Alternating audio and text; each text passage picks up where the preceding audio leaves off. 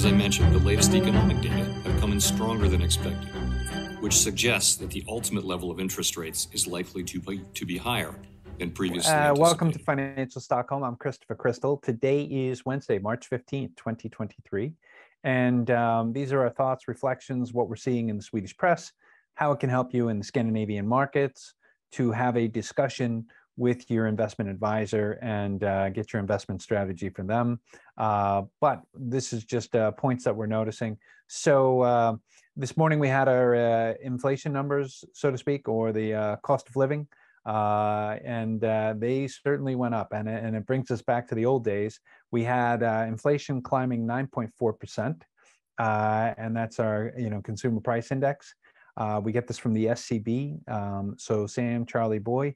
That is included in the notes, and it brings us all the way back to the times of the 50s. We haven't seen this kind of acceleration since the 1950s, and we did have some like this, similar in the 70s and 80s, but not as strong as this in the 50s. And we grew at a pace of 20% on food prices. And in fact, it was actually higher than 20%. It was 20.95. And then we had high price in eggs. So all the basics, eggs, dairy, breads, fats, all the things you need to live. And then, of course, some of the things that you don't need, like leeks, they went up 80%.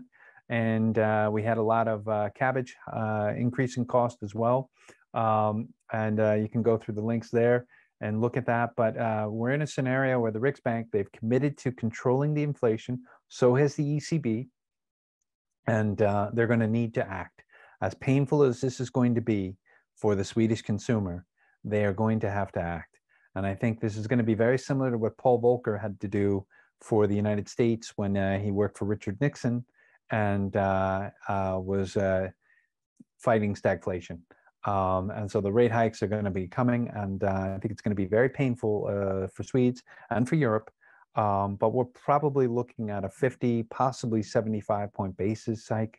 In the ECB, the speculation right now is that they're going to be around 50 basis points. But the Scandinavian markets are heavily impacted by this today. So Norway, Sweden, Finland, roughly, we're seeing a lot of depressing news or figures on the screens. We had Hennes and Mauritz, they had light sales figures. But Denmark is showing some of the better signs, but they have a lot of biotech, pharmaceuticals, and they probably have one of the best beers on the market. And if you know the brand, then you'll know the joke there. The government controlled Swedish TV had already talked about this weekend, about the food prices and the climbing food prices and what to do. You had one from the current government, Elisabeth Svantesson, and you had one from the communist or the left party on the program to discuss what to do about the food pricing. And the moderator, so to speak, from Svenska TV led the discussion and suggested the model that France is holding up with, where they're putting price caps on food, and then they're going to set targets on profits. And initially, Elisabeth Svantesson was against this, and the Venstre party, or the left party person, was very much for this and saying, why can't you do this? Why can't you call the food giants together, the distributors, and just tell them they can't make as much money?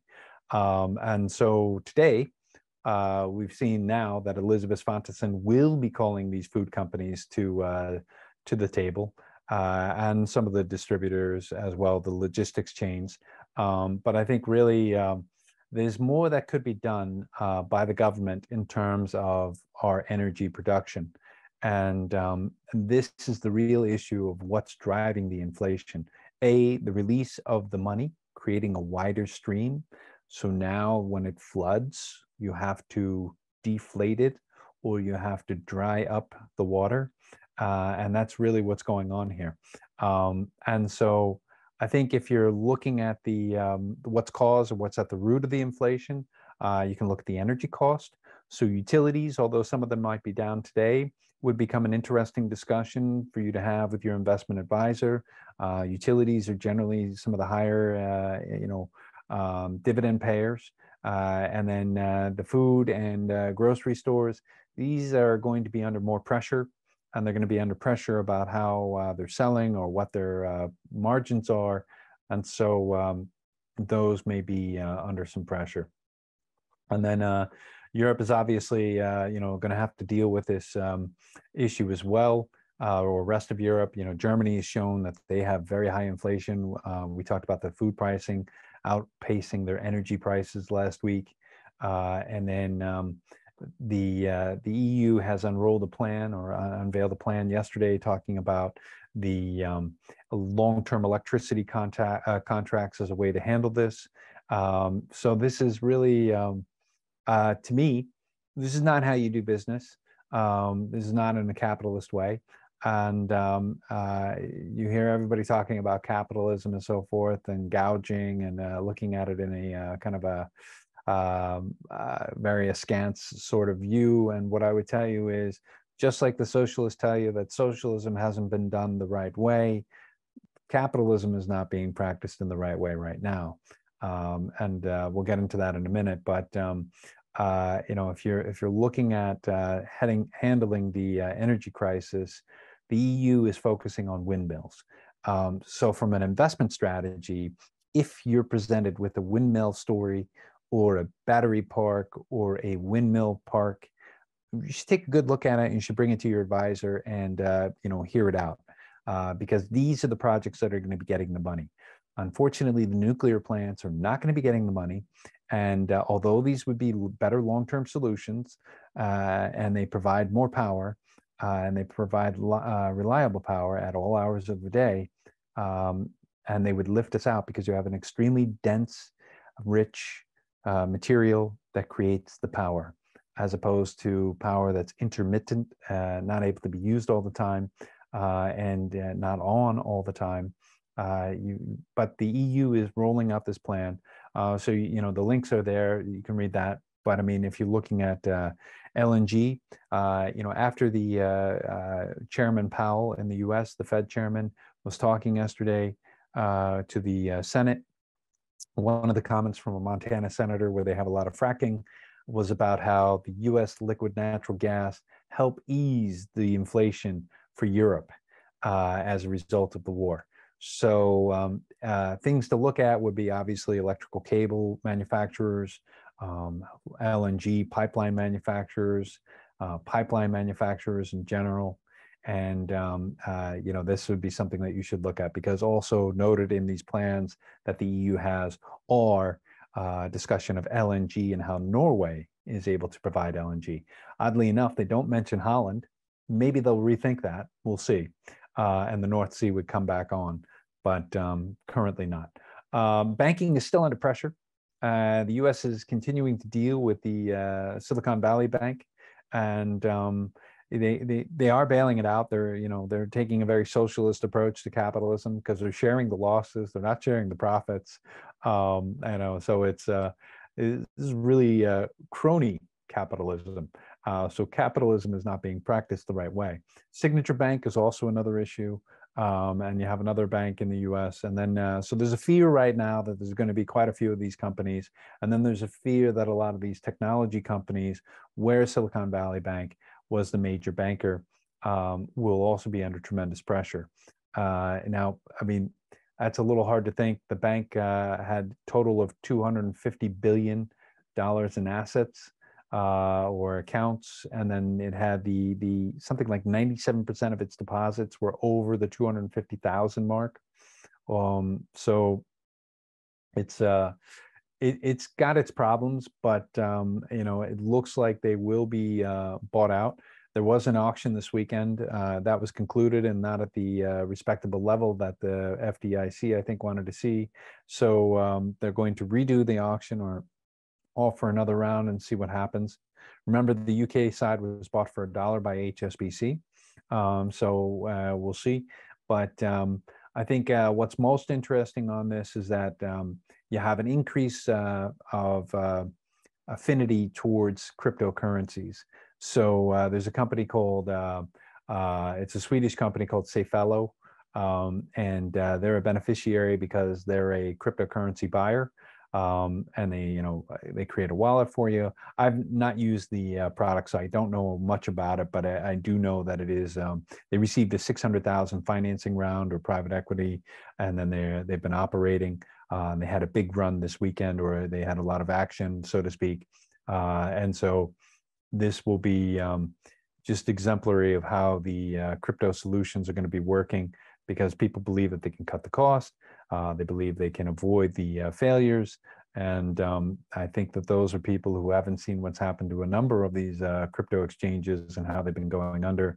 Just look at Sam Bankman-Fried and FTX and what happened there, and study and make sure that you're not getting involved in something like that, or Celsius, or one of these other scams.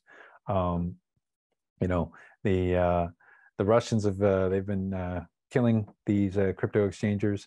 So there's something like 5 of them. There's no proof that it's been the Russians, but there are a lot of talk about that. So speaking of the banks and what's happening and how this affects Sweden, Swedbank is, they've been suffering the most. They're already up for potential sanctions violations with the U.S. and the SEC. And they had their former CEO was on trial. She was found to be not guilty. And then you have the former chairman, or the chairman of the company is a former prime minister of Sweden. The CEO is kind of handpicked by him from Folksam. Folksam was one of our larger insurance companies.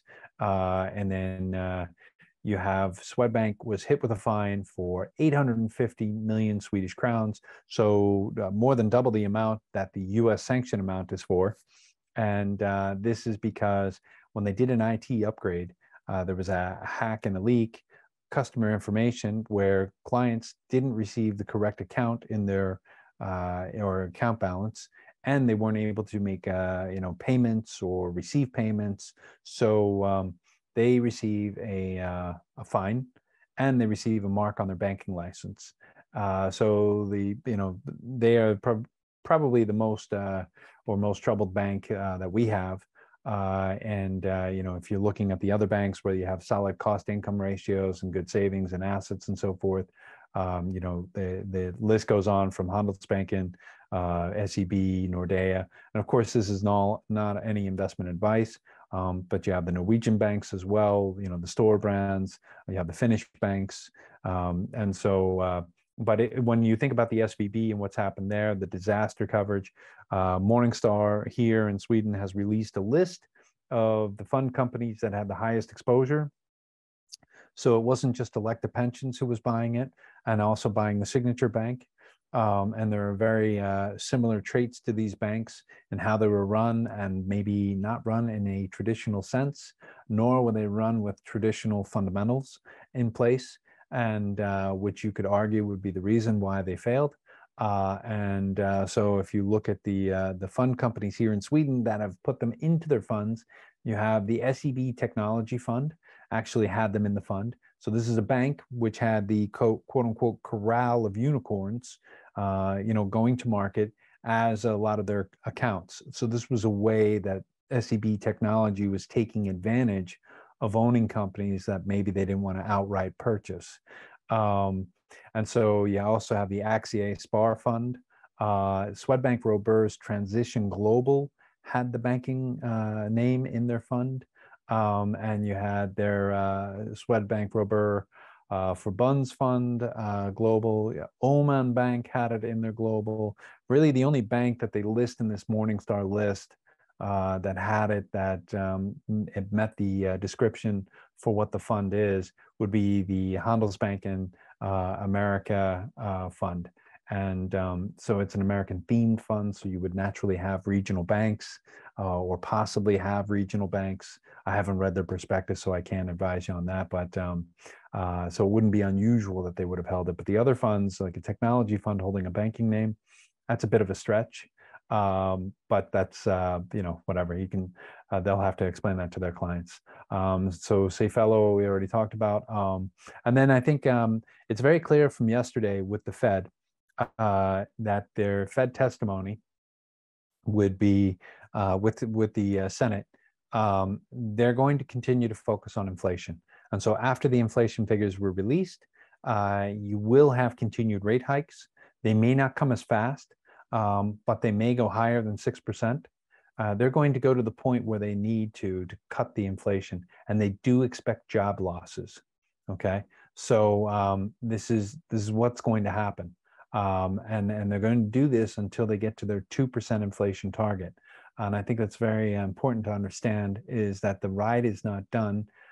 There were some reports out yesterday, or there was one report, I think in particular, I heard mentioned a number of times, Nomura saying that they thought there would be a cut of 25 basis points.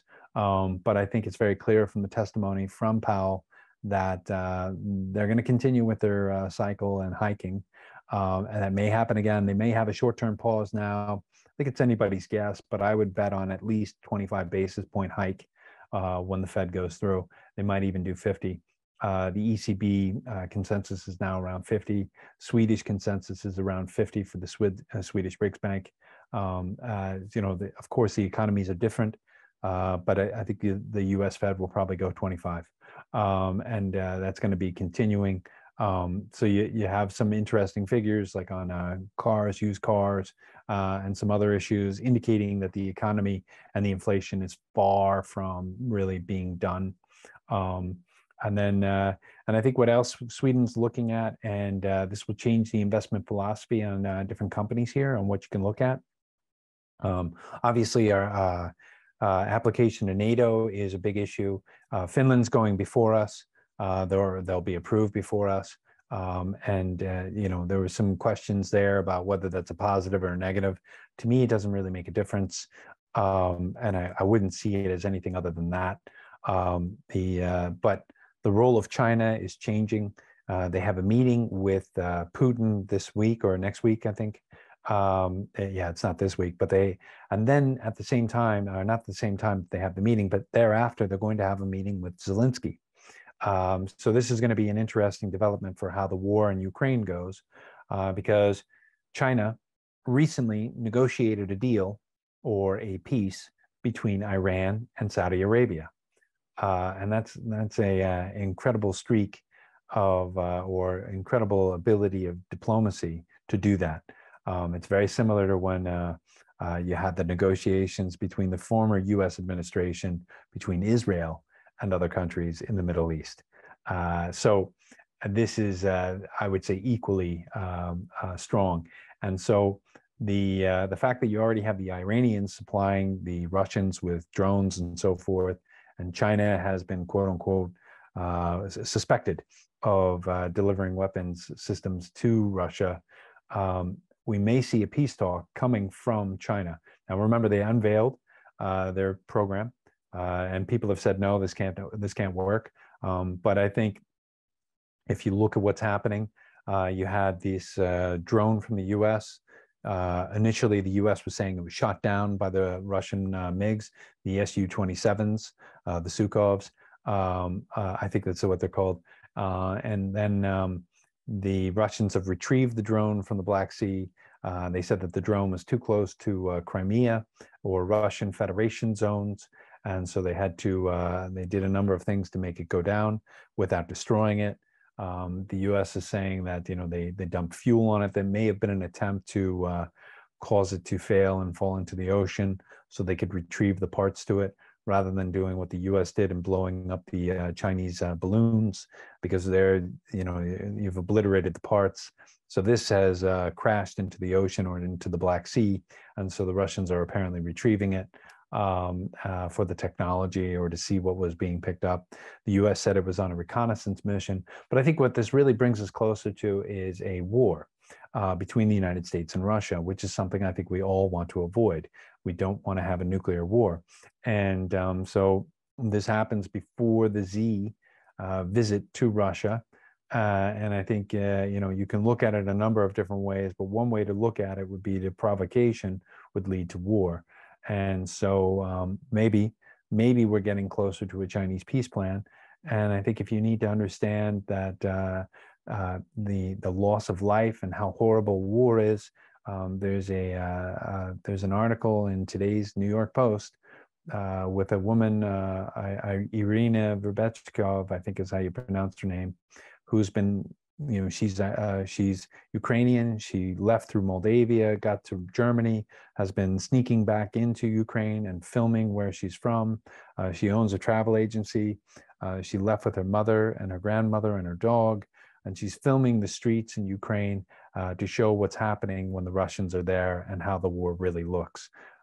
So it's not just showing the soldiers, it's showing how civilians are impacted. And so it's worth taking a look at to understand why you'd want to have peace. And we'll see how it goes. We'll see how the negotiations work out. But this may be something that's coming. So, but overall, the markets are negatively impacted by inflation. They're impacted by the hikes of the Fed and the ECB. So, right now, you've seen some markets going down, markets going up. You have some names going up. So you can, the real key is you can always make money in the market.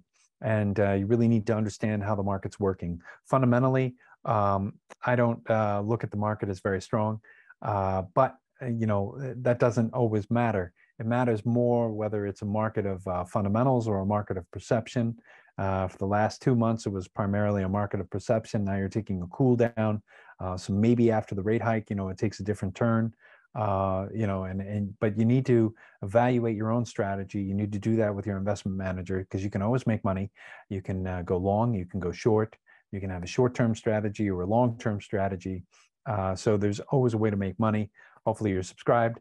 You can find all the notes on Substack and all the links. And so wishing you happy success in the market. And thank you for your time. Bye-bye.